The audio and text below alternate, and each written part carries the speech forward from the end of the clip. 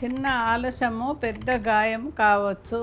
అందుకే మనము ఎవరితోటన్నా మాట్లాడాలనుకుంటే వెంటనే మాట్లాడండి. మీ అందరికీ తెలిసిన విషయమే, ఆలస్యమే అమృతం విషం. మీలో ఎంతమందికి తెలుసు? ఈ సామెత చిన్నదే కానీ దాని అర్థము పెద్దది. మనం ఏదన్నా పని చేయాలంటే చాలా ఆలోచించుతాము. ఇంకొంచెము టైం ఉన్నది, రేపు చేద్దామని వాయిదా వేస్తూ ఉంటాము. కానీ నిజం ఏమిటంటే, మంచి పనైనా, కరెక్ట్ నిర్ణయమైనా లేట్ అయితే దాని విలువ తగ్గిపోతుంది. అవకాశాలు ఎప్పుడు మన కోసము ఆగవు. టైం కూడా మళ్ళా తిరిగి రాదు. చిన్న ఆలస్యము పెద్ద గాయం కావచ్చు. అందుకే మనము ఎవరితోటన్నా మాట్లాడాలనుకుంటే వెంటనే మాట్లాడండి.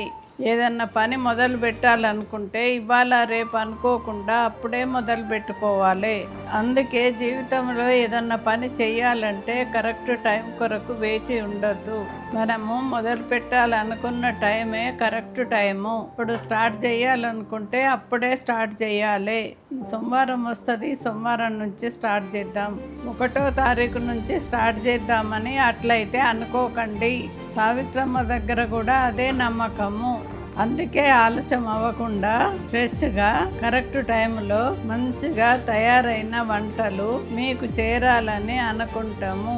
ఎందుకంటే ఆలస్యం అయితే అమృతమైన విషంగా మారుతుంది.